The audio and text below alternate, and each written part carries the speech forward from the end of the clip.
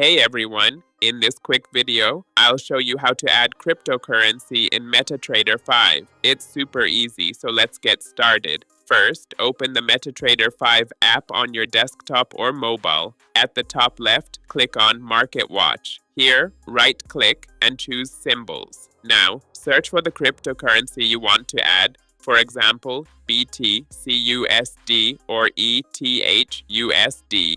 Once you find it, click Show to add it to your Market Watch list. Next, go to the Tools menu and select New Order. Choose your crypto pair, set your volume, stop loss, and take profit. Then decide whether you want to buy or sell. That's it. You've successfully added and traded crypto on MetaTrader 5. Just make sure your broker supports cryptocurrency trading before you start. If you found this helpful, don't forget to like and subscribe for more quick trading tips.